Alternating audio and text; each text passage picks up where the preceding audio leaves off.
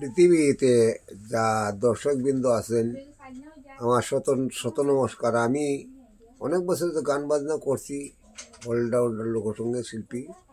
তো আমার জীবন কাহিনী আজকে একটু বলবো। আমার জন্মস্থান ছিল পাকিস্তান। তখন পাকিস্তান আমলে আমি স্কুলের মাঝে পড়তাম, গান বাজনা করতাম, স্কুলের জাতীয় সঙ্গীত আমি করতাম। তো পশ্চিমা পাকিস্তান ছিল তখন পূর্ব পাকিস্তানে আমার সিলেটে জন্ম ছিল। তো আমি স্কুলে ভালো লেখাপড়ায় ভালো ছিলাম, গান বাজনাও ভালো করতাম, আমি স্কুলের জাতীয় সঙ্গীত করতাম। তারপরে আমার দুর্দিন এসে গেল। ক্লাস 4-এ পড়ার পরে আমি 71-এ ক্লাস 4-এ পড়তাম। তখন 71-এ যখন যুদ্ধ শুরু হইল, যুদ্ধের পরে আমি এই দেশ ছাড়া হইলাম। আমার বাপদাদার ভালো জায়গা জমি ছিল, রাজার মতো রাজার হালে ছিলাম। তো বাপদাদার সব সম্পত্তি চারিয়া যখন বাংলাদেশের 71-এর যুদ্ধের সময় আমার আসতে হলো দেশ থেকে, বাপদাদার জমিদার ছেড়ে। তারপরে একটা কথা বলতে চাই, 71-70 যখন ভোট হয়েছিল, আমি একটা শেখ মুজিবরে একটা ভোট দিয়েছিলাম, এটাও ঠিক। আমার যে যে জায়গাতে ভোট দিচ্ছিলাম সেই জায়গাটুকুলো আমার জানা আছে। তো আমি তো লেখাপড়া করতে পারলাম না। উদ্দেশ্য যেটা লেখাপড়া ছিল, লেখাপড়া হারিয়ে যখন দেশ ছেড়ে বিদেশ হইলাম, বাবার দাদার জমিদারি ছেড়ে, তখন মনে মনে চিন্তা করলাম, ও যে আমি তো লেখাপড়া হলো না, আমি একটা সরস্বতী মায়ের বিদ্যা একটা কী শিখবো। তো আমি গান বাজনা, তখন আমি বাংলাদেশে আমি যাত্রাতে ডান্স করছিলাম, একক ডান্স, বড় বড় উস্তাদের সম্পর্ক পেয়েছিলাম। তো আমি এখন দেশ সাইডে উদ্বস্ত হইয়া ভারতের বারাকবিলিতে আশ্রয় নিয়েছিলাম। নিয়ে সেটা আমি কি করব, কোথায় যাব। তো আমি গান বাজনাটারে আমি সঙ্গী করে নিয়ে আসছিলাম। মানে এইটাও তো বিদ্যা, লেখাপড়া একটা বিদ্যা পারলাম না যখন, ওর সঙ্গীত একটা বিদ্যা, ঈশ্বরিক বিদ্যা। আমি ঈশ্বরিক বিদ্যা বেছে নিয়ে আসি। এর মাধ্যমে আমার কিছুদিন পরে, প্রায় 12 বছর বয়সে আমার বাবা মারা গেল। আমাদের উপরে রেখে গেল একটা ভাই, 2টা বোন। এদের খাওয়া দাওয়া, লেখাপড়া এবং বিয়া শাদির ব্যবস্থা আমার উপরে বাবা দায়িত্ব দিয়ে গেল। তারপরে আমি দিন ভিখারি হিসাবে আমি ঠেলা চালাইছি, রিক্সা চালাইছি, লজ্জার কোনো কথা না। আমি মাটিও বইছি, জাল বাইছি, আল বাইছি, আমার সব বিদ্যা যেগুলো জানা আছে, এগুলা যখন যে কানো পয়সা পাইতাম এগুলো কর্ম করতাম। তারপরে আমি এই সঙ্গীত বিদ্যাটা আমি ধরে রাখছি। আজকে বোধে আমার 70 বছর পুরা হয়ে গেছে। 70 বছর বয়সে আমার চুলগুলা এখনো কালো আছে, আমার চুলে কোনো কালার নাই। এইগুলো ঈশ্বরের বিদ্যা। আমি সৎভাবে চলতে আছি। তো গান বাজনা করি, বিভিন্ন জাতের গান বাজনা করি, হাজার হাজার গান বাজনা করি, লোকগান করি।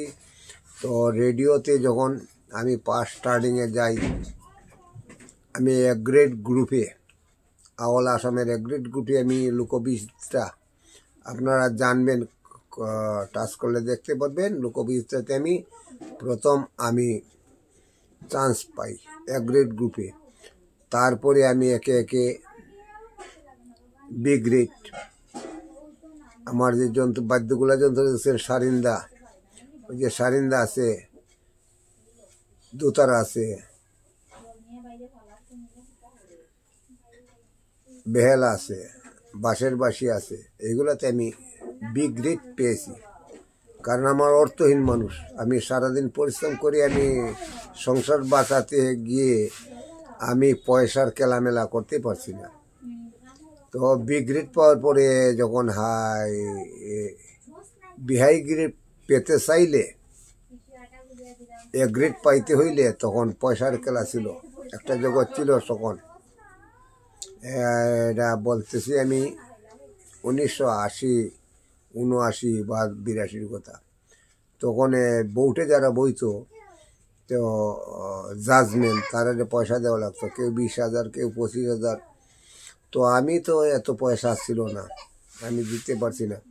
আর একটা কারণ আছিল আমার, আমি যেখানে লোকগীতের কম্পিটিশন করছি আমি প্রথম পুরস্কৃত হয়েছি, বিজয়ী। তো আমি কেনে বা ঘুষ দিব? ঘুষ নেওয়াতে অপরাধ, ঘুষ দেওয়া অপরাধ। তো আমি নিজে মনে করছি আমি কেন ঘুষ দিব? আমি জায়গায় জায়গায় যখন প্রথম পুরস্কার পাই আমি একজনে ঘুষ দিব কেনে? তো তো আমি এগুলা করতে পারছি না। আমি ঘুষ দিতেও চাই না, ঘুষ নিতেও চাই না, খাইতেও চাই না। আজ 70 বছর আমার করছে বয়স। আজ পর্যন্ত আমি লোকসঙ্গীত করছি বিভিন্ন পর্যায়ের, এবং গান কীর্তন, বাউল কীর্তন, এই মুর্শিদি সব গানগুলো আমার, হাজারো গান আমার মুখস্থ আছে।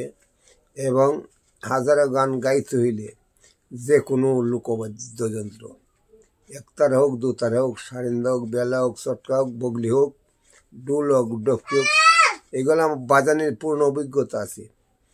তো এর মাধ্যমে আমি বেছে নিয়েছি বাঁশি নির্মাতা। আমি বাঁশি নির্মাতাটাই আমার এখন শেষ বয়সের রয়েছে। আমি হাজার হাজার বাঁশি বানাই 440 টিউনের, এবং আমার সেই অভিজ্ঞতা হয়েছে। আমি এত বছর ধরে হারিয়ে গেছি যদি টাকা পয়সার জন্য, তো আমার সুরগুলো তো হারিয়ে গেছে না। আমি বুঝতে পারি কোন বাঁশি কীরকম কি করতে হবে, কারণ আমার সুর তো কানে আছে।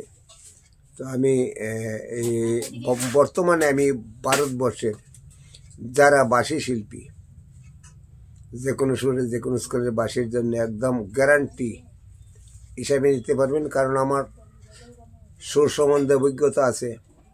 কারণ আমি তার যন্ত্র বাজাই, বেলা বাজাই, দুতারা বাজাই, সারিন্দা বাজাই, একতারা বাজাই। কারণ তার যন্ত্র যারা বাজাইতে পারে তাদের কানটা একদম খোলা থাকে। তো আমি যে হাজার হাজার বাঁশি বানাচ্ছি, এখন বাঁশিটি আমার হইল প্রধান। লোকসঙ্গীত, বেহালা, দুতারা, সারিন্দা, বাদক এগুলা এখন পাশে পড়ে গেছে, কারণ আমার রেডিওতে আজকাল আর এগুলা প্রোগ্রাম হয় না। রেডিওতে যে বছরে একটা প্রোগ্রাম করি তো আর ভাত খাওয়া যাবে না। তো আমার বাঁশিগুলা আপনারা দেখবেন, যে কোনো সুরের যে কোনো স্কেলের বাঁশির জন্য আপনারা যোগাযোগ করবেন, দেখে নেবেন একদম সঠিক বাঁশি পাওয়ার জন্য। আমি যেগুলা যারে বাঁশি দিচ্ছি, আজও ভারতবর্ষে আমি চতুর্প্রান্তে বাঁশি দেই, কিন্তু আমার বাঁশিগুলা যারা নেয় তারা আনন্দ পাই, আমাদের ধন্যবাদ জানায়, আরও প্রাইজও দেয়। তো আমার বাঁশিগুলা কিনবেন, কারণ একজন সুর সঙ্গীতের মানুষের সেই সুর সঙ্গীত বুঝবো। অনেক কোম্পানি বাঁশি বিক্রি করে পয়সার জন্য, আমি পয়সার জন্য না, আমি শিল্পীদেরকে উৎসাহিত করার জন্য। আমার এত বছরের সাধনা যদি আপনারা কারো কাছে আমি দিতে পারি, তা আমার ধন্য জীবন হবে, আমি চিরজীবী থাকবো। ওইটাই তো মানুষ তো। আর আমার কারো 7 তলা বিল্ডিং, আমার মাটির ঘুরে আসি, তা কি কোনো ব্যাপার না। আমি যদি মানুষের কাছে মাটির ঘর থেকে যদি ভালো কিছু দিয়ে যেতে পারি, আমি অমর শিল্পী হয়ে বাঁচতে পারবো। এইরকম চিন্তা নিয়ে আমি এই ভিডিওটা বানালাম। যদি ভালো লাগে ভিডিওটা বেশি বেশি সাবস্ক্রাইব করবেন, শেয়ার করবেন। আর সঙ্গীত সম্বন্ধে আমি হাজার হাজার গান আমার গাওয়ার অভ্যাস আছে, এবং লোক গান করতে হইলে নজরুল সঙ্গীত, রবীন্দ্রসঙ্গীত, যা সঙ্গীত হোক, সঙ্গীত তো সঙ্গীত হোক, হিন্দি সঙ্গীত, এই যে বেহালা, সারিন্দা, দোতারা, একতারা, হারমোনিয়াম, ডুল, ডপকি, ঝটকা, বগলি, আপনাদের লগে আমার সঙ্গত করতে আমার কোনো অসুবিধা হবে না। এই বলে আমার নমস্কার নেবেন, ধন্যবাদ নেবেন। আমার ভিডিওটা সাবস্ক্রাইব করবেন, শেয়ার করবেন, আমাকে একটু উৎসাহিত করবেন। আমি বড় পয়সাওয়ালা হইতে পারছি না, কিন্তু সঙ্গীতটা আমার জীবনের সাথী। এই বলে আমার নমস্কার নেবেন।